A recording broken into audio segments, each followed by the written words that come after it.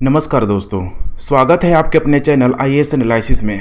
आज का जो टॉपिक है यहाँ पे देख पा रहे हैं, कहीं आप भी ये गलतियाँ तो नहीं कर रहे हैं। अर्थात आपको यहाँ पे समझना है कि भारत के आप सबसे टॉप मोस्ट यहाँ पे एग्ज़ाम देने वाले हैं, जो यूपीएससी के द्वारा सिविल सर्विस के नाम से यहाँ पे एग्ज़ाम लिया जाता है। हर साल एग्ज़ाम होता है और मैं आप लोगों को इसीलिए अलर्ट करने के लिए आया हूं कि जितने भी एस्पायरेंट यहाँ पे 2023-24 में या फिर इन फ्यूचर कभी भी अगर एग्ज़ाम देना चाहते हैं तो हमेशा यहाँ पे इन गलतियों को दोहराने से बचें।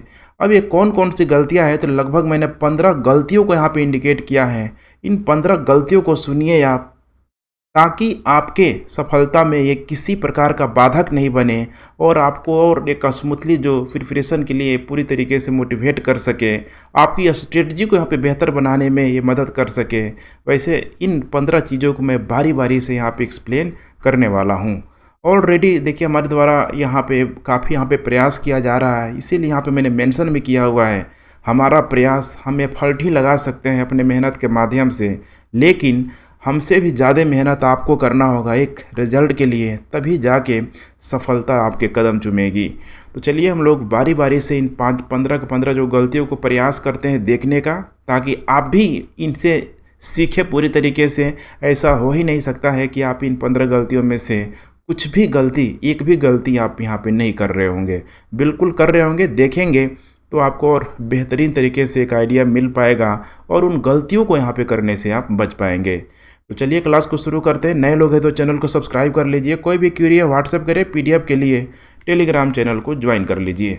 अब यहाँ पे देखिए नंबर 1 है, यहाँ पे देखिए बार बार मैं बात करता हूँ सिलेबस को देखिए ठीक वैसे ही है जैसे कि सपोज करिए कि आपका एक एज ए दुश्मन है, एक इनेमी है। जब तक आप इनेमी के बारे में उसके जो भी पॉजिटिव नेगेटिव एस्पेक्ट को बहुत अच्छे तरीके से एनालिसिस नहीं करेंगे, उस पर आप कभी भी विजय यहाँ पे हासिल नहीं कर सकते हैं।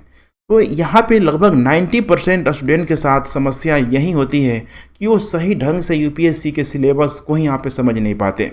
सिलेबस जो बातें यहाँ पे यूपीएससी के द्वारा लिखी गई है सिर्फ उतना ही नहीं है, बल्कि उसका एनालिसिस करेंगे, प्रीवियस ईयर के क्वेश्चन देखेंगे, तभी जाके उसको आप और अच्छे तरीके से विश्लेषण कर पाएंगे।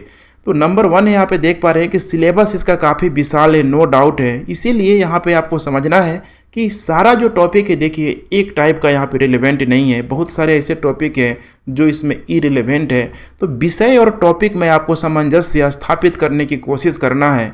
मैं तो यही कहता हूँ कि हर एक स्टूडेंट, हर एक एस्पायरेंट के रूम में देखिए कम से कम यहाँ पे प्री मेंस का जो सिलेबस है बिल्कुल यहाँ पे टंगा होना चाहिए। थोड़ा आप मैच्योर हो गए हैं तो एक एक सिलेबस का एक एक टॉपिक जो है आपके ज़ुबान पे होना चाहिए, ताकि आप अपने आप को असेसमेंट कर पाएँ। तभी तो आपको लगेगा ना कि ये टॉपिक हमारे लिए कितना रिलेवेंट है। इसीलिए यहाँ पे विषय और टॉपिक में सामंजस्य बनाना बहुत ज़रूरी है। यहाँ पे देखिए अनलिमिटेड पढ़ाई की ज़रूरत नहीं है, क्योंकि यहाँ पे सिलेबस में जो चीज़ दिया जाएगा, ठीक है, जैसे हिस्ट्री लिख दिया, ज्योग्राफी लिख दिया, पॉलिटी लिख दिया, साइंस एंड टेक लिख दिया, पीटी में का जो सिलेबस इसी प्रकार का है। इसीलिए मैं बार बार करता हूँ कि इस पढ़ाई के दौरान आप देखेंगे तो पूरी तरीके से अर्थ के कोर से लेके, ध्यान रखिएगा, अर्थ से कोर से लेके यहाँ पे पूरा का पूरा जो यूनिवर्स तक के बीच की जो भी घटनाएं हो रही है, सारी चीज़ें इसमें शामिल हो रही है। तो क्या समझिए, एक जो ह्यूमन बीइंग, ठीक है, जो सबकी एक लिमिट, यहाँ पे कुछ न कुछ यहाँ पे लिमिटेशन लगी हुई है, क्या इतना सारा चीज़ कर सकता है? बिल्कुल वो असंभव के बराबर है। कोई सुपरमैन यहाँ पे नहीं है, इस चीज़ को आपको ध्यान रखना है। इसीलिए यहाँ पे अनलिमिटेड पढ़ाई का मेरा मतलब यही है कि यहाँ पे पढ़ना क्या है सबको पता है, लेकिन क्या नहीं पढ़ना है, इरिलेवेंट चीज़ों से आप बचने का प्रयास कीजिए। कि अगर हमारे एग्जाम के दृष्टिकोण से रिलेवेंट नहीं है तो उसको स्किप करने का भी प्रयास कीजिए हर बार, ठीक है। होता है ना, बड़जोड़ी करना ठीक नहीं है, कि इसको हमें करना ही करना है। इसके लिए देखिए यहाँ पे यूपीएससी का जो परीक्षा जो पैटर्न है, इस पैटर्न को आपको समझने की कोशिश करें। अभी मैं प्रीवियस ईयर क्वेश्चन पे भी आऊँगा, और वो प्रीवियस ईयर जो क्वेश्चन है आपको बिल्कुल ही एक रामबाण की तरह कार्य करेगा कि किस तरीके से प्रश्न का नेचर है, यहाँ पे क्या सारे टॉपिक रिलेवेंट है, यहाँ पे अच्छे से आपको यहाँ पे समझना है। इसके बाद यहाँ पे देखिए दूसरा जो चीज़ है यहाँ पे सिलेबस को बिल्कुल यहाँ पे अप टू डेट रखना। अप टू डेट का मतलब ये नहीं कि यूपीएससी बार बार सिलेबस बदलता है। इसका सिंपल सा मतलब है कि जो भी टॉपिक है यूपीएससी के द्वारा जो दिया गया है, वर्तमान में जो भी घटनाएं हैं जिससे हम लोग करेंट अफेयर के नाम से जान जाते हैं, ठीक है, तो उसमें दोनों में एक सामंजस्य स्थापित करना है कि अगर हिस्ट्री में कोई चीज़ की खुदाई हो रही है तो वहाँ से आप ले, ज्योग्राफी में अगर कोई यहाँ पे घटनाएं हो रही है, कोई चेंज आ रहा है, सपोज करिए साइक्लोन की हम लोग बात कर रहे हैं, बहुत सारे ऐसे जो, ठीक है, जो टॉपिक है यहाँ पे आपको जो कोरिलेटिव, जिसे मैं बार बार बोलता हूँ कि कोरिलेटिव स्टडी करने का प्रयास कीजिए। जो विषय आपने लोगों ने ट्रेडिशनल जो टॉपिक पढ़ा हुआ, history, geography, polity, economy, doesn't matter, ठीक है, जो ट्रेडिशनल पढ़ा है उसको देखिए यहाँ पे, ठीक है, करेंट के साथ अपडेट करिए। और करेंट बिल्कुल यहाँ पे अपडेटेड होना चाहिए, नवीनतम जानकारी, अर्थात 2000 आप 23-24 में एग्जाम देने वाले हैं तो 2022 में जो भी यहाँ पे घटनाएं हो रही है, 2021 में जो ही बिल्कुल यहाँ पे डेटा जो होना चाहिए ना, अपडेटेड होना चाहिए। तो इतना आपको आसानी से ज़रूर यहाँ पे समझ में आ रहा होगा मेरा कहने का मोटिव क्या है। अब आइए हम लोग बात करते हैं नेक्स्ट कमजोरियों पे। परीक्षा के सभी 3 चरणों पर यहाँ पे टारगेट करना है आपको। ऐसा नहीं है कि प्री एक बार होगा, मेंस एक बार होगा, इंटरव्यू ये बार होगा। मैं बार बार बोलता हूँ कि यूपीएससी एक सांप सीढ़ी का खेल है। जब तक आप तेज़ी से ग्रोथ कर रहे अगर 99 में अगर जो होता है ना वो सांप हो, अगर आपको डस लिया तो आपको पुनः नीचे ला के पटक देगा। तो आपको समझना है ये नहीं कि ठीक है प्रीलिम्स की तैयारी एक बार आपकी हो गई, मेंस में पता चले कि भाई हमें लिखने का स्किल ही नहीं आया है पूरी तरीके से, सिलेबस ही पूरी तरीके से अंडर कवर्ड नहीं है, वहाँ भी समस्या होगा। समझिए इंटरव्यू में जाके यहाँ पे पूरी तरीके से फेल हो जाना, असफल हो जाना, कितना यहाँ पे खर्चा होगा आप, ठीक है, सोच नहीं सकते हैं। तो इस चीज़ को आपको, ठीक है, पूरी तरीके से मैं गाइड करने का प्रयास कर रहा हूँ कि तीनों में जो ना सामंजस्य स्थापित करने का प्रयास कीजिए। अर्थात जो प्रीलिम्स की बात कर रहे हैं, मेंस की बात कर रहे हैं, इंटरव्यू की, तीनों में सामंजस्य स्थापित कैसे होगा। तो मैं बार बार बोलता हूँ कि यूपीएससी की जर्नी के दौरान कभी भी सेपरेट तैयारी नहीं होती है। इतना आप एकदम कान खोल के सुन लीजिए। तैयारी यहाँ पे एक ही बार होती है और एक बार की तैयारी के दौरान प्रीलिम्स का हो गया, मेंस का हो गया, इंटरव्यू का हो गया। जब तक कोई भी टॉपिक सोचिए ना, अगर आप हिस्ट्री पढ़ रहे हैं, ज्योग्राफी पढ़ रहे हैं, इकोनॉमी पढ़ रहे हैं, क्या उसमें बटा हुआ है बिल्कुल ये प्रीलिम्स के लिए, मेंस के लिए, इंटरव्यू के लिए कॉन्सेप्ट। एक जो चीज़ है यहाँ पे कॉन्सेप्ट, और इस कॉन्सेप्ट को आपको मेंस में अप्लाई करना है। अब इस कॉन्सेप्ट को अगर आप मेंस में अप्लाई कर रहे हैं, इसके साथ साथ अगर आप, ठीक है, फैक्टों को ध्यान में रखेंगे तो अधिकतर जो फैक्ट है ये प्रीलिम्स में ही पूछा ही जाता है। फैक्ट प्लस कॉन्सेप्ट प्रीलिम्स का दो यहाँ पे मोटिव है, यहाँ पे ध्यान रखिएगा। मेंस में भी कुछ हद तक आप फैक्टों को यूज कर सकते हैं।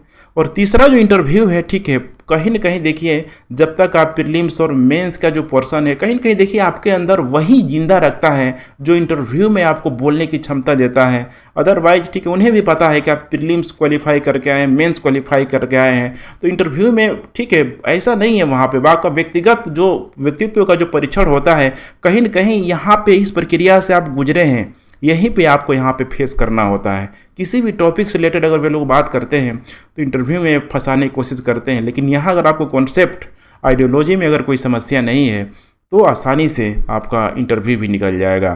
तो आशा करता हूँ ये समझ में आ रहा होगा कि तीनों में सामंजस्य बैठाना कितना, ठीक है, डिफ़िकल्ट यहाँ पे टास्क होगा। इसके लिए समय चाहिए। जितने भी टॉपरों को देखते होंगे आप, ठीक है, उनका थोड़ा बैकग्राउंड देखने का प्रयास करेंगे। खासकर देखिए हिंदी मीडियम अभी एकदम टॉपर ना के बराबर हो रहा है, रैंक भी कितना पीछे जा रहा है। वहीं अगर इंग्लिश मीडियम के स्टूडेंट को यहाँ पे देखेंगे तो उनकी, ठीक है, जो भी यहाँ पे जर्नी हुई है, लाइफ की जो जर्नी हुई है, देखिए पहला अटेम्प्ट, दूसरा अटेम्प्ट में वो हवाई में नहीं होता है, बल्कि बेसिक एजुकेशन, यही जो प्राइमरी एजुकेशन है, हायर सेकेंडरी एजुकेशन है, कॉलेज लेवल का एजुकेशन है, वो हिंदी मीडियम के विद्यार्थियों को पूरी तरीके से मिल नहीं पाती है, जो कहीं ना कहीं यहाँ पे प्रीलिम्स मेंस इंटरव्यू में यहाँ पे मात खा जाते हैं। समझिए इस चीज़ को, ठीक है। अगर आप हिंदी मीडियम का स्टूडेंट है तो इसमें आप पूरी तरीके से फोकस कीजिए। ज़रूरी नहीं है कि आप साल भर तैयारी करके ही आपकी तैयारी अच्छे से हो जाए, आप जाके एग्जाम दे दें। 1 साल 2 साल अच्छा खासा समय लीजिए। सेल्फ असेसमेंट में एक चीज़ बार बार सबको बोलता हूँ, सेल्फ असेसमेंट, अपने आप को जांचने का यहाँ पे प्रयास कीजिए। उसके बाद यहाँ पे और भी चीज़ है कि किसी भी चरण में लड़खड़ाते हैं तो आप फिर से यहाँ पे लुढ़क कर पहले पायदान में आ जाएंगे, टिट फॉर टैट वाली बात हो जाएगी। तीसरा जो नंबर है देखिए, बीते साल के क्वेश्चन पेपर, ये वही चीज़ है जो आपको अनलिमिटेड जो सिलेबस जो पूरी तरीके से यहाँ पे दिया गया है उसको बहुत हद तक लिमिट करने का प्रयास करता है, या मैं फिर दूसरे अर्थों में बोलूँ तो कहीं न कहीं आपकी पढ़ाई को कंप्रेस करने का प्रयास करता है, इंडिकेट करता है कि क्या है आपको नहीं पढ़ना है, वो पता चल जाएगा यहाँ पे बीते साल के क्वेश्चन पेपर में। जैसे कि पैटर्न और सवालों का अंदाजा यहाँ पे लगाया जा सकता है। अब फंडामेंटल राइट है, मैं एग्जांपल दे देता हूँ पॉलिटी का, आर्टिकल आप देख लीजिए, ठीक है, रटते रहिए फंडामेंटल राइट का पूरा आर्टिकल में यूपीएससी के इतिहास में ऐसा जनरली आपको शायद ही एक आध बार कहीं जिक्र आया होगा, अदरवाइज कभी पूछता ही नहीं है। तो वहाँ पे सर फोड़ने से क्या फ़ायदा है, थोड़ा स्मार्ट वर्क यहाँ पे करना यहाँ पे ज़रूरी हो जाता है। और ये जब पिछले साल के क्वेश्चन पेपर को देखेंगे तो आसानी से, ठीक है, ये बहुत हद तक आपको बिल्कुल समझ रहे हैं ना, पथ प्रदर्शक की तरह यह कार्य करेगा। और यकीन मानिए 15 से 20 साल के जो भी प्रश्न हैं, सबसे बड़ी गलती हो यहाँ पर या यही होती है, टीचर या फिर यूट्यूब चैनल इतने सारे भरे होते हैं, कुछ भी पढ़ा रहा है, आप देखे जा रहे हैं। कम से कम ये जो पिछले साल के जो प्रश्न हैं इसको तो देख के आप चलिए कि वाकई में क्या पूछा जा रहा है, क्या हमारे लिए दो चीज़ें हैं, रिलेवेंट और क्या जो है यहाँ पे इरिलेवेंट है। चौथा नंबर पे आप देख पा रहे हैं यहाँ पे मेंटर या गुरु का ना होना, ये बहुत बड़ी समस्या है। इसका संबंध थोड़ा हद तक यहाँ पे कोचिंग से भी आप जोड़ सकते हैं, चाहे वो ऑनलाइन कोचिंग हो, ऑफलाइन कोचिंग हो, या फिर बहुत सारे जो यूट्यूब में भी पेड कोर्सेज चल रही है एप्लीकेशन के माध्यम से, यूट्यूब के माध्यम से। समझिए, देखिए इस क्या होता है यहाँ पे मेंटर या गुरु का ना होना। एक एग्जाम्पल मैं आपको दे रहा हूँ यहाँ पे, ठीक है, कोई भी कंपनी है, देखिए उस कंपनी को क्या किया जाता है तो कई सारे भागों में यहाँ पे बांट दिया जाता है। हर एक जोन में एक, ठीक है, मैनेजर हो गया, उसमें बहुत सारा जो लेवल होता है। अब समझ रहे हो लेवल यहाँ पे क्यों होता है कि भाई वो अपने से नीचे के लोगों को कार्य करेगा, अर्थात जो भी एम्प्लॉई है उस एम्प्लॉई के अंदर जितना पोटेंशियल है उस पोटेंशियल से अधिक जो काम करवाने की क्षमता उस कंपनी का यहाँ पे मैनेजर रखता है, सीईओ रखता है। ठीक वही काम यहाँ पे इस मेंटर का होगा। सपोज करिए अगर सचिन तेंदुलकर का, समझ रहे हैं ना, अगर मेंटर यहाँ पे नहीं होता तो क्या सचिन तेंदुलकर यहाँ तक वो आ पाते?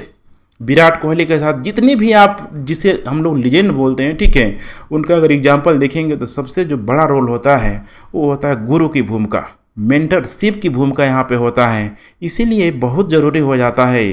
तो यहाँ पे बेंजामिन फ्रैंकलिन का एक मैंने, ठीक है, बात को कोट किया है, मुझे बताओगे तो मैं भूल जाऊँगा, मुझे बताओगे तो मैं भूल जाऊंगा, मुझे सिखाओगे तो मैं याद रखूंगा, मुझे शामिल करोगे तो मैं सीखूंगा। ये वही चीज़ है इस मेंटरशिप की हम लोग बात कर रहे हैं यहाँ पे। निरंतर प्रेरणा और मार्गदर्शन ये मेंटरशिप आपको प्रोवाइड कराते रहेगा। जब भी लगेगा कि अब मुझसे नहीं हो पाएगा, मुझे गिव अप कर देना चाहिए, तो आपके अंदर ये, ठीक है, पूरी तरीके से प्रेरणा देगा, मार्गदर्शन, आगे की चीज़ों को दिखाने का प्रयास करेगा, क्योंकि वो ऑलरेडी उस प्रोसेस से गुजरा हुआ है। उसे पता है कि आने वाले, ठीक है, फ्यूचर में और क्या क्या यहाँ पे चैलेंजेज आ सकती है। तो इसीलिए मेंटर और गुरु का होना यहाँ पे बहुत ज़रूरी है। आपको सीमाओं से ऊपर उठकर देखने में मदद करता है कि दुनिया बस इतना ही नहीं है, ठीक है, इससे भी बड़ा है, इससे भी बड़ा है। तो समझ पा रहे हैं आप मैं क्या कर रहा हूँ?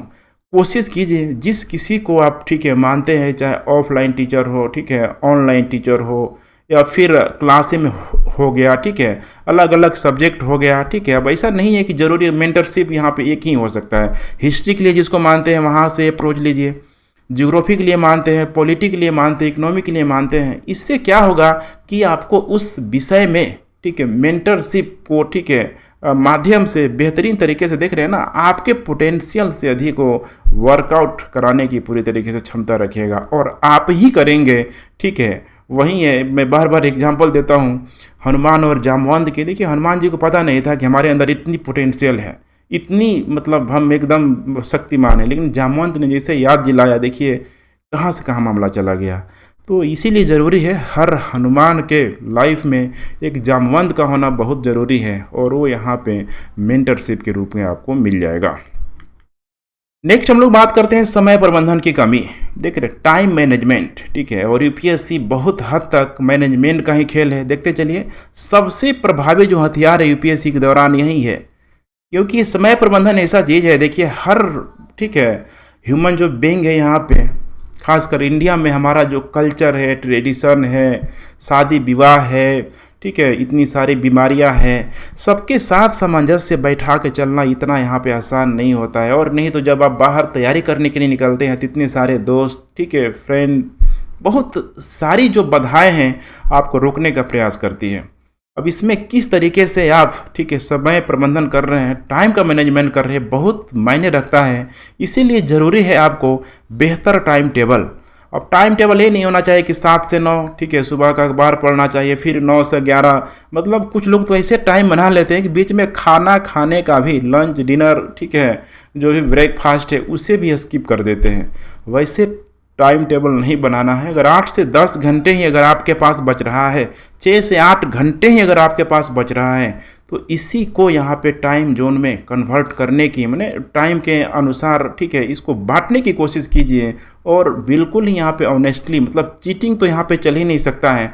ऑनेस्टली जब तक आप ही अपने आप से जब झूठ बोलने लग जाएंगे कि हम 12 घंटा पढ़ रहे हैं, 14 घंटा पढ़ रहे हैं, ठीक है, तो फिर तो यहाँ पे कुछ नहीं हो सकता है। इस चीज़ को समझना है। एक बार बेहतरीन तरीके से टाइम टेबल बना के, कुछ लोग टाइम टेबल का भी कॉपी करने लगते हैं, मतलब समझ रहे हैं। और यहाँ पे आईएएस का ख्वाब देखते हैं, अपने आप में ये प्रश्न चिन्ह लगाता है। टाइम टेबल बिल्कुल आपका अपना होना चाहिए। आप जिस समय में कंफर्टेबल है उस समय में उस सब्जेक्ट को आप रखें, उसको, ठीक है, पूरी तरीके से स्टडी करें, लेकिन उस पर टिके रहना बहुत ज़रूरी है। ये नहीं कि आज बना लिया टाइम हम और पता चले कि 1 महीना तो खूब जम के स्टडी किए और उसके बाद से, ठीक है, लग रहा है कि नहीं अब कल कर लेंगे, कल कर लेंगे, तो फिर समस्या होगी। वैसे यहाँ पे नहीं चलने वाला है। और दूसरा चीज़ है यहाँ पे देखिए, विभिन्न विषयों के बीच यहाँ पे समय यहाँ पे जो नहीं बांटना सबसे बड़ा समस्या है। पता चले कि बहुत सारे लोग इंटरेस्टेड है ज्योग्राफी में, पॉलिटी में, हिस्ट्री में, उसी में घुसे जा रहे हैं, मतलब रिसर्च लेवल तक चले जा रहे हैं, पीएचडी लेवल तक चले जा रहे हैं। क्या फ़ायदा है वैसे पढ़ाई का? पढ़ाई का मतलब वही है जिससे आपको रिजल्ट मिल जाए, ना कि आपको विद्वान बना के बाबा बना के छोड़ दे। तो बाबा वाला कॉन्सेप्ट यहाँ पे नहीं अपनाना है, ध्यान रखिएगा। समय का, ठीक है, पूरी तरीके से बंटवारा करना है कि भाई हमें पूरी तरीके से, ठीक है, सारे विषयों पे एक सामंजस्य, बैलेंस बना के ही यहाँ पे समय देना है। उसके बाद यहाँ पे देखिए, समय की जो रणनीति है ये भी आपको होना चाहिए कि तैयारी के बाद रिवीजन का भी पर्याप्त वक्त बचे। जैसे एक एग्जांपल दे रहा हूँ, करंट अफेयर जनरली हर एक एस्पायरेंट यहाँ पे डेली पढ़ता ही होगा, पढ़ते ही हैं यहाँ पे 1-2 घंटे आजकल हर कोई यहाँ पे समय दे रहा है। लेकिन एक छोटा सा प्रश्न है कि कितने लोग 1 महीने के पढ़े हुए करेंट को या फिर वीकली करेंट अफेयर पढ़े को कितने लोग यहाँ पे रिवीजन कर पाते हैं? मुश्किल से 1% भी नहीं होगा। यहाँ पे मैं दावे के साथ कह सकता हूँ ये जो डेटा है 1% भी नहीं होगा जो यहाँ पे रिवीजन करते होंगे। एक बार तो पढ़ लेते हैं, लगता है बहुत पढ़ रहे हैं, 10 घंटे में 2 घंटे करेंट अफेयर भी शामिल है, लेकिन रिवीजन का समय क्या है? वीकली रिवीजन करने का प्रयास करिए। और वैसा एक करेंट अफेयर के साथ नहीं होना चाहिए, हर एक सब्जेक्ट का, ठीक है, जब जब आप पढ़ रहे हैं, ठीक है, तो उसको रिवीजन करने का प्रयास करें। और रिवीजन का माध्यम देखिए, बहुत सारे आज तो इतनी सुविधा हो गई है, चाहे हिंदी मीडियम हो, इंग्लिश मीडियम हो। इंग्लिश मीडियम तो पहले से ही था, टेस्ट पेपर हो गया, यहाँ पे पूरी तरीके से ऑनलाइन टेस्ट पेपर, ऑफलाइन हो गया, यहाँ तक कि आंसर राइटिंग प्रैक्टिस से भी करवाया जा रहा है। तो बस यही है, ठीक है, कि आपको सफलता अगर नहीं मिल रही है तो आपकी बेहतरीन जो रणनीति आप नहीं अपना पा रहे हैं, कहीं न कहीं कोताही बरत रहे हैं, यहाँ पे सबसे बड़ी समस्या है। उसके बाद यहाँ पे देखिए, ढेर सारी किताबों को इकट्ठा करना। देखिए यहाँ पे यूपीएससी परीक्षा में सीधी सी बात है, यहाँ पे मात्रा की नहीं बल्कि गुणवत्ता का महत्व होता है। अगर यहाँ पे मात्रा का महत्व होता है ना, तो हर एक जो पीएचडी जो स्कॉलर है, देखते हैं ना, पीएचडी है, स्कॉलर है, सब यहाँ पे आईएएस बन के होते हैं। क्या है यहाँ पे? गुणवत्ता। समझिए यहाँ पे, इस गुणवत्ता को समझिए। और ये जो गुणवत्ता है ये भी ध्यान रखना है, ठीक है, कि किताबों की संख्या जितना अधिक होगा ना, कन्फ्यूजन अधिक होगा। समझ रहे हैं आप? बहुत सारे स्टूडेंट, ठीक है, अगर आंसर राइटिंग करते हैं तो बिल्कुल एक स्टोरी टेलर टाइप का, ये तो है ही नहीं यूपीएससी। सीधी सी बात है, जब का आपका एनालिसिस बढ़िया नहीं होगा, यकीन मानिए आंसर राइटिंग कभी आपको अच्छा नहीं होगा। आप फील भी करेंगे ना कि हमने कॉपी भर दिया। बीए का एग्जाम नहीं चल रहा है, पे को कॉपी आप भर रहे हैं। लिमिट शब्दों में बहुत लिमिटेड यहाँ पे लगभग 200 से 250 शब्दों में ही आपको आंसर पूरा करना होता है, और उसमें आपने क्या लिखा है उस 3 घंटे में बहुत मायने रखता है। तो इसीलिए ध्यान रखिए, जितनी सारी किताबें होगी उतना कन्फ्यूजन होगा, और बहुत सारे अनऑथराइज्ड आप कह सकते हैं कि राइटर के रूप में मौजूद हैं, जिनकी जो विश्वसनीयता है हमेशा से प्रश्न चिन्ह यहाँ पर लगती है। तो वैसी किताबों को फॉलो करने से भी बचें। बार बार मैं डेटा की बात कर रहा हूँ, डेटा वहीं से आप उठाने का प्रयास कीजिए जहाँ पे ठीक है अधिक से अधिक यहाँ पे विश्वसनीयता अधिक है। उद्देश्य सिर्फ किताबों को पढ़ना नहीं होना चाहिए, बल्कि जानकारी को आत्मसात करना और याद करना भी होना चाहिए, और तभी तो ये हो पाएगा। एक ही किताब को बार बार दोहराएंगे, अदरवाइज फिर क्या होगा। और दूसरी बात कि देखिए, ये जब तक ये बार बार रिविजन नहीं करेंगे तो एग्ज़ाम प्रीलिम से मात्र 2 घंटे में कितना आप याद किए हैं, कितना समझे हैं, कितना आपका प्रेजेंस ऑफ माइंड है, कितना आपका डिसीजन मेकिंग है। एग्ज़ाम में एक चीज़ यहाँ पे कार्य नहीं करता है, आपका बिल्कुल जो ब्रेन है ना उस समय बिल्कुल एक कंप्यूटर की तरह, सुपर कंप्यूटर की तरह कार्य करता है। तो बहुत यहाँ पे डिफ़िकल्ट होगा, ये आपको ध्यान रखना है। और ये सारी चीज़ें रिवीजन करने से बहुत हद तक आपकी जो मेमोरी जो प्रोसेसिंग होगी बहुत और यहाँ पे तेज़ कर देगी। इसके लिए अच्छा उपाय है एनसीईआरटी। एनसीईआरटी सबको क्यों बोलता है, सबसे बड़ा तो प्रश्न यही है ना, क्यों बोलता है। देखिए एनसीईआरटी इतनी बेसिक पुस्तक है कि देखते होंगे आजकल फेसबुक में, व्हाट्सएप में काफ़ी चल रहा है कि बहुत सारे डीएमओ का जो ठीक है जो डीएम लोग बने हुए हैं उनका बोर्ड में मुश्किल से 47-48% है, इंटर में बहुत कम मार्क्स है, बीए में बहुत कम मार्क्स है, लेकिन फिर भी वो बने। वो यही है यहाँ पे एनसीईआरटी। एक बार ठान लेने के बाद इस एनसीईआरटी को पढ़िए। डेटा तो है ही, लेकिन डेटा से इम्पोर्टेंट मैं एनसीईआरटी को आपकी बेसिक समझ के लिए मैं इम्पोर्टेंट मानता हूँ कि इसको, ये ऐसा बुक है ना, अगर आप इसको ईमानदारी से पढ़ लेंगे तो यकीन मानिए कि आपका 50% जो सिलेबस है खासकर 11th और 12 का यही यहाँ पे कवर कर देगा। और बहुत बार ऐसा हुआ भी है कि एनसीईआरटी से डायरेक्ट प्रश्न भी यहाँ पे पूछा गया है। तो सोच सकते हैं आप, यहाँ से देखिए उसको छोड़ ही नहीं सकते हैं। 6 से लेकर 12 में यहाँ पे जितना ठीक है कंफर्टेबल है आप ऊपर भी जा सकते हैं। 8 से शुरू कीजिए, 9 से शुरू कीजिए, लेकिन 11th और 12 मतलब ये जो 2 ऐसा क्लास है यहाँ पे तो आप अगर 10 बार भी रिवीजन करेंगे तो एनसीईआरटी कम पड़ जाएगा। उसके बाद बात करेंगे यहाँ पे विषय का जो बेसिक कॉन्सेप्ट। अभी मैंने बात किया एनसीईआरटी पुस्तक को लेके कि कभी कभी देखा गया है कि परीक्षा में इन किताबों से सीधे प्रश्न पूछे गए हैं, तो इसको एवॉइड करने का तो कोई मतलब नहीं है। क्या जरूरी है कभी से हमने एक स्टैंडर्ड ठीक है बुक ले लिया, पता चले कि हमें उसकी समझ ही नहीं है। जैसे लक्ष्मीकांत है, लक्ष्मीकांत यूपीएससी के दौरान ये ऐसा एक बुक है यहाँ पे लक्ष्मीकांत हो गया, जो कि हर एक एस्पायरेंट के साथ ठीक है ये होता ही होता है, सबको ही लेता है। लेकिन लेने का एक देखिए इसका रियल जो समय होना चाहिए, पॉलिटी के आप ठीक है जो 11-12 का एनसीईआरटी है या फिर जो नीचे का जो पॉलिटी का, उसको एक बार पढ़ के देखिए। उसके बाद जब इस बुक में आएंगे तो इस बुक के मर्म को, कॉन्सेप्ट को समझ पाएंगे। अदरवाइज आप फिर इसको पढ़ते रहे, रटते रहे, बहुत अधिक आपको कॉन्सेप्ट क्लियर कभी नहीं होगा। उसी तरीके से बात है, देखिए कई सारी चीज़ें एक साथ करना, जितना हो सके ना बिल्कुल एक जगह ध्यान यहाँ पे आपको करके रहे। ये बहुत देखिए ये माइनर जो मिस्टेक है जो बहुत समस्या का कारण होता है। बिल्कुल एक जगह फुल्ली कॉन्सनट्रेट होकर आपको करना है। यहाँ पे लगेगा कि ठीक है कभी हम घर निकल जाए, कभी बाहर निकल जाए, या फिर कभी घर पे ही अगर स्टडी कर रहे हैं तो घर पे बहुत सारे डाइवर्जन का कारण है, मेहमान हो गया, इतने सारे यहाँ पे रिलेटिव, शादी विवाह ठीक है, मतलब नेबर ठीक है, बहुत सारे जो यहाँ पे समस्याएं हैं आपको देखने के लिए मिलेगी। और लगेगा कि हम तो सुपरमैन हैं, सब कर लेंगे, आज छोड़ देते हैं कल कर लेंगे। ऐसा बिल्कुल नहीं होना चाहिए। बिल्कुल एक जगह एकाग्र मन जब तक आपका नहीं रहेगा हमेशा से समस्या देगा ही देगा। उसके बाद यहाँ पे देखिए दोहराना नहीं, देख पा रहे अभी सब बार बार एक एक पॉइंट में मैं रख रहा हूँ। रिवीजन की प्रक्रिया कितनी ज़रूरी है ऑलरेडी मैंने आपको समझाया है। केवल याद करना काफ़ी नहीं है, याद करना केवल काफ़ी नहीं है, इस चीज़ को आप गांठ बांध लीजिए। क्योंकि कोई भी जो आइडियोलॉजी है, कोई भी कॉन्सेप्ट, कोई भी यहाँ पे विचार है, उसको अपने दिमागों में बैठा लेने की ज़रूरत है। क्योंकि महज देखिए प्रीलिम्स में 2 घंटे का पेपर होता है, उस 2 घंटे में मायने ये नहीं रखता है कि आप क्या जानते हैं, कितना विद्वान है, कितना नॉलेज रखते हैं। इस 2 घंटे में आपका प्रेजेंस ऑफ माइंड कितने क्वेश्चन को सही कर देता है, सिलेक्शन उसी पे टिका हुआ है। आप जानते हुए प्रश्नों को कितना आप सही कर पाते हैं ये मायने रखता है। जिसे नहीं जानते हैं तो हो ही नहीं सकता है। और आपको पता भी होना चाहिए कि लगभग 60 से 65 जो क्वेश्चन है, कुल मिला के जितने भी ये यूट्यूब चैनल या फिर आप बुक ले लीजिए, रिसोर्स आप कहीं से भी उठा लेंगे जो मार्केट में अभी उपलब्ध है, बहुत सारे कोचिंगों के पास यहाँ पे अवेलेबल है, 60-65 क्वेश्चन जो है टच कराते कराते सबका हालत ख़राब हो जाता है। लगभग 35 से जो 40 क्वेश्चन ऐसे होते हैं जिसको किसी को जो जनरली है, जो बहुत डीपली जाता है, उसी को आइडिया होता है। इसीलिए अभी वर्तमान में देखेंगे तो कट ऑफ जो पिछले 2-3 साल से यहाँ पे घटता आ रहा है, 100 के नीचे देखिए यहाँ पे कट ऑफ गिर गया है। तो आपको समझना है कि यहाँ पे आपको विद्वान बनने की ज़रूरत नहीं बल्कि स्मार्ट बनने की ज़रूरत है। आपका सिलेक्शन इसी 50 में होना है, इसी 50 हो गया, 47 हो गया, 48 में होना चाहे मैंने है, तो फिर जानते हुए गलती कर देंगे तो यहाँ से बाहर हो जाएंगे। और उस जानते हुए को गलती नहीं जो करने का सबसे बड़ा कारण है रिवीजन। एग्जाम में कन्फ्यूजन होगा, प्रेजेंस ऑफ माइंड आपका जवाब देने लग जाएगा, कन्फ्यूजन होगा, इसे ध्यान रखिए। उसके बाद आइए बात करते हैं मॉक या प्रीलिम्स टेस्ट नहीं लगाना।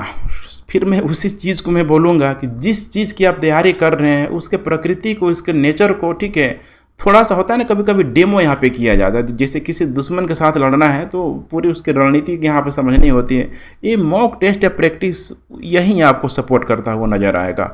कॉन्फिडेंस आपका देखिए ये बिल्ड करता है पूरी तरीके से, ठीक है। आपका ये परीक्षण करता है कि भाई आप कितने पानी में हो, कितना क्वेश्चन करने लायक हो, कितना क्वेश्चन आप ला सकते हो। ये है आपका परीक्षण, ठीक है, जरूर करेगा। और घंटों तक देखिए पढ़ाई करते रहेंगे, लेकिन इस पढ़ाई का कोई मतलब नहीं होगा अगर आप इस मॉक टेस्ट को अगर आप नहीं दे रहे हैं, ठीक है।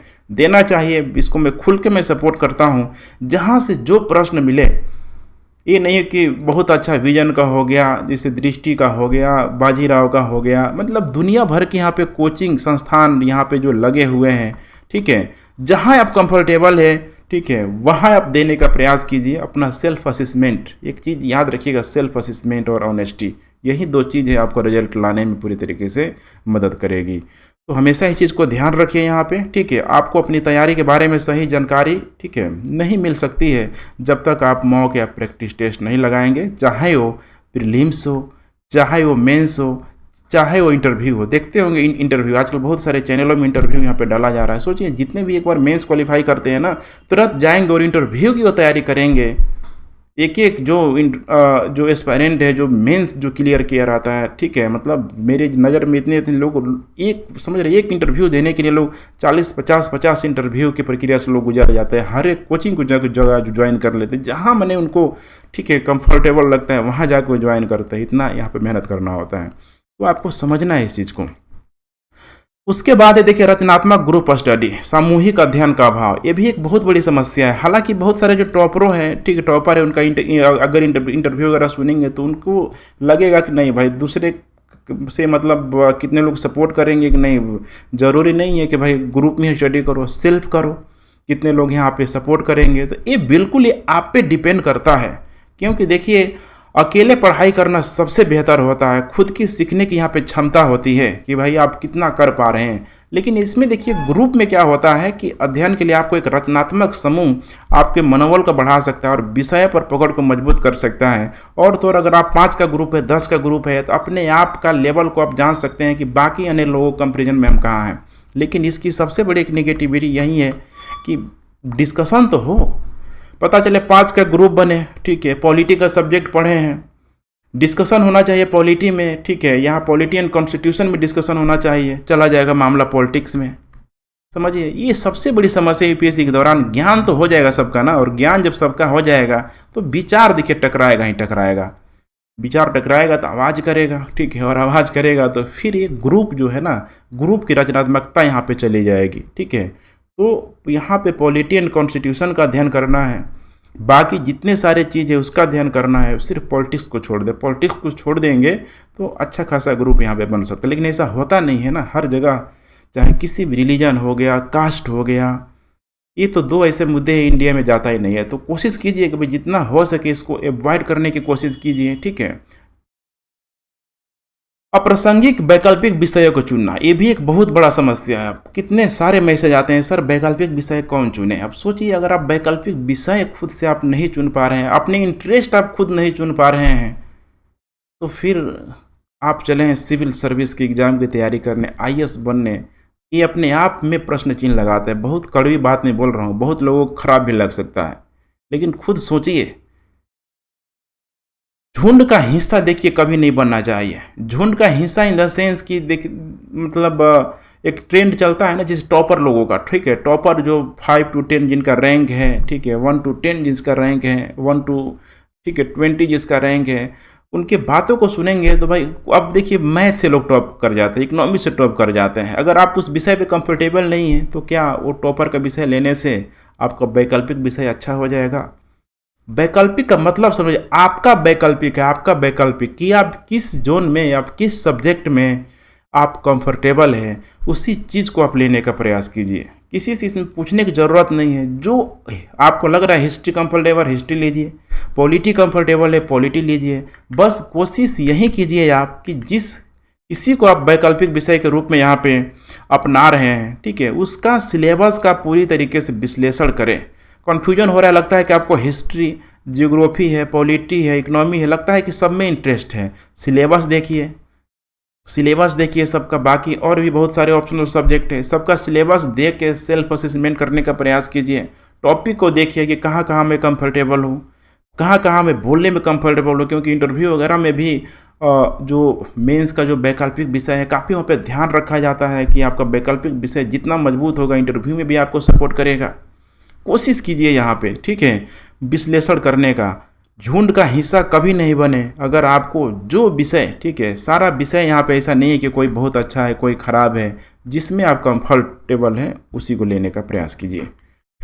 उसके बाद 13वें नंबर है अखबार में बेमतलब की खबरें पढ़ना।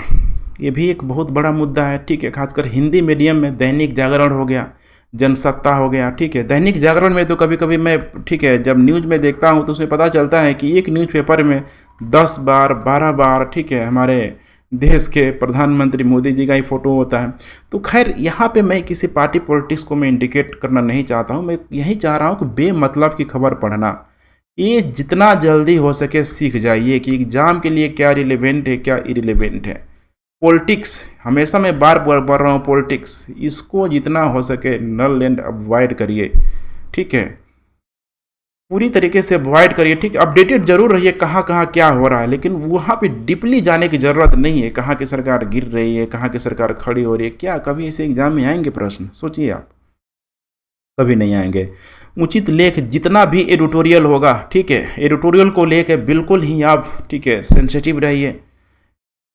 कोई भी घटना अगर एक न्यूज़पेपर को आप फॉलो कर रहे हैं तो देर सवेर उस घटना से रिलेटेड, ठीक है, एडिटोरियल आना तय है। एक नहीं दर्जनों एडिटोरियल आते हैं, और एक एक एडिटोरियल को पढ़िए। उससे क्या होगा कि आपका खुद मानव मस्तिष्क, माने आपके मस्तिष्क का पूरी तरीके से डेवलपमेंट होगा, विकास होगा, विश्लेषण करने की क्षमता बढ़ेगी। आप अपने से भी उस टॉपिक पे, ठीक है, लिखने का प्रयास कीजिए। पेपर पढ़िए तो मैं यही कहता हूँ बार बार, ठीक है, कुछ पेज लेके जरूर डालिए, फिर एक रजिस्टर बना लीजिए डेली का डेली कि आज मैंने ये पढ़ा, वो पढ़ा, ये पढ़ा, क्योंकि यूपीएससी के दौरान के तो आपको ज़रूरत होती है। बाकी छोटे मोटे जो भी यहाँ पे एग्ज़ाम है नीचे के लेवल का, वैसे तो कोई एग्ज़ाम छोटा नहीं है, लेकिन यूपीएससी से जो नीचे का जो एग्ज़ाम है वहाँ पे डायरेक्ट करंट अफेयर जैसे एमसीक्यू आ गया, छोटे छोटे, ठीक है, जो भी स्टेटमेंट टाइप का जो भी है यहाँ पे उतनी हेल्प मिल जाती है। लेकिन यहाँ पे पेपर थोड़ा यहाँ पे मस्ट हो जाता है। पेपर के साथ साथ आप किसी एक मैगजीन को फॉलो कर सकते हैं, किसी भी एक, सारे मैगजीन सारे न्यूज़ को कवर करते ही करते हैं, किसी को करिए, लेकिन करिए एक बार, ठीक है। और हिंदी मीडियम के लिए, ठीक है, एक बड़ी समस्या है करंट को लेके, तो ये रहता ही रहता है। लेकिन आज देखिए इनसाइट हो गया, ठीक है, इनसाइट के साथ साथ दृष्टि हो गया, फिर क्रॉनिकल हो गया, ऐसे बहुत सारे आ चुके हैं जो मेहनत कर रहे हैं, अच्छा एफर्ट कर रहे हैं, अच्छा करंट अफेयर आपको देखने के लिए मिल जाएगा अखबार में, ठीक है। 14 नंबर में देखिए यहाँ पे परीक्षा के दौरान नर्वस, ये तो मतलब समझ ही पा रहे हैं, इतनी बड़ी समस्या के कारण है ना कि पहला अटेम्प्ट में तो समझिए कि एक व्यक्ति का स्टूडेंट को यहाँ पे नींद ही नहीं आता, इतनी बड़ी समस्या है। तो देखिए हमेशा आपको ध्यान देना है, कॉन्फिडेंस का साथ कभी नहीं छोड़ना है। पास या फेल का फिक्र छोड़ दे, दिमाग को शांत रखें और अपना सारा ध्यान क्वेश्चन पेपर रखें। क्योंकि याद रखिएगा आप यूपीएससी की तैयारी कर रहे हैं, अगर यूपीएससी की तैयारी आपने ऑनेस्टी पूर्वक पूरी तरीके से कर लिया तो आप कभी हार ही नहीं सकते हैं। यूपीएससी में एक कहावत है, या तो व्यक्ति, ठीक है, जीत जाता है या तो सीख जाता है। हारने का तो कोई मतलब ही नहीं है सर, यहाँ पे हारेंगे कैसे आप? पूरी तरीके से देखिए, इतना सारा नॉलेज है आप, अगर यूपीएससी में नहीं भी होता है इन ए केस, इतना सारा पीसीएस एग्ज़ाम भरा हुआ है, नीचे का एग्ज़ाम भरा हुआ है, वहाँ भी अगर सक्सेस नहीं मिल पा रहा है तो यकीन मानिए इंडिया में जो भी काम है, जिस काम में अगर आप ऑनेस्टी पूर्वक हार्ड लेबर के साथ सही स्ट्रेटजी के साथ काम करेंगे, सफलता मिलने की संभावना सबसे आपको अधिक रहेगी, क्योंकि आपको सारे विषयों का यहाँ पे ज्ञान है। एग्जाम्पल के रूप में देखिए यहाँ पे, जैसे मैं नाम ले रहा हूँ कन्हैया कुमार का, नीलोत्पल मिल्लार का ले रहा हूँ, अभी एक बिहार में हर्ष करके एक जो न्यूज़ चैनल वाले हैं, ये सारे यूपीएससी का ज्ञान है ना, जो जहाँ तहाँ मतलब सामने किसी को टिकने ही नहीं देते हैं लोग, ठीक है। तो सोचिए, ये है यूपीएससी की खासियत। अरे वैसे बहुत सारे लोग हैं यहाँ पे, ठीक है, इस चीज़ को आपको समझना होगा। 5वें नंबर है यहाँ पे देखिए, अंत भला तो सब भला, ठीक है, और वो है यहाँ पे आंसर राइटिंग प्रैक्टिस। होता है ना ऑनलाइन में, देखिए जब आता है एक एक क्वेश्चन बन के, जब ठीक है प्रीलिम्स के लिए टिक तो सब कोई लगा लेता है, ए बी सी। यहाँ सबसे बड़ी समस्या होती है, बार बार मैं करा भी रहा हूँ आंसर राइटिंग। आपका अपना हाथ है, अपना पेन है, जब तक यहाँ पे दोनों का यूज में नहीं लाएंगे, ठीक है, जब तक आपके हाथ में दर्द ना हो जाए तब तक वो आंसर राइटिंग ही क्या, एक बार नहीं, आप इसको कितने बार लिखने का प्रयास कीजिए, जो आज बिल्कुल ये चलन नहीं है, खासकर इस इंटरनेट के युग में, इस कीपैड के युग में बहुत बड़ी समस्या का कारण है। तो ऐसा होगा भी नहीं, जितने लोग हैं यहाँ पे देख लीजिए, आंसर राइटिंग कभी नहीं छोड़ेंगे, पहला दिन से आंसर राइटिंग कभी नहीं हो सकता है। सिलेबस को भी कंप्लीट करने का तरीका है, जैसे कि आप हिस्ट्री पढ़ रहे हैं, ज्योग्राफी पढ़ रहे हैं, पॉलिटी पढ़ रहे हैं, उसके बाद इकोनॉमिक्स में आइए, तो तभी तो जाके आप आंसर राइटिंग करेंगे। आंसर राइटिंग जब तक एक दूसरे से कोरिलेट नहीं हो पाएंगी, ठीक है। हिस्ट्री जब पढ़ रहे हैं तो उसमें कुछ ज्योग्राफी की चीज़ों को भी डाल दीजिए, ज्योग्राफी के जब आंसर राइटिंग कर रहे हैं तो हिस्ट्री का डाल दीजिए, इकोनॉमी का डाल दीजिए। उसी तरीके से जब इकोनॉमी पढ़ रहे हैं तो इकोनॉमी में तो सभी चाहिए, सारे डायमेंशन को कवर कीजिए। मैंने हमेशा देखिए, मैं बार बार बोलता हूँ, को रिलेटिव स्टडी के माध्यम से ही आंसर राइटिंग बेहतरीन यहाँ पे हो सकता है। और करेंट अफेयर को अगर इंक्लूड करके चल रहे हैं इस आंसर राइटिंग में, तो ये तो बहुत बड़ा सोने पे सुहागा हो जाएगा। और यकीन मानिए आज रिजल्ट उसी का हो रहा है, जो करेंट अफेयर और ट्रेडिशनल पार्ट दोनों को अच्छे तरीके से बैलेंस करके चल रहे हैं। तो ठीक है फ्रेंड्स, आशा करता हूँ कि काफ़ी कुछ आपको सीखने के लिए मिला होगा। और जो भी आप गलतियाँ कर रहे हैं, एक बार फिर से आप लोगों को रिक्वेस्ट है, अलर्ट हो जाइए, इन 15 के 15 बातों को ध्यान में रखिए, आपको सक्सेस ज़रूर मिलेगी, ज़रूर मिलेगी। Best of luck. वीडियो पसंद आ रहा है तो बस लाइक शेयर कमेंट करते रहें, अपने दोस्तों से भी चैनल को सब्सक्राइब करिए। Thanks for watching. जय हिंद।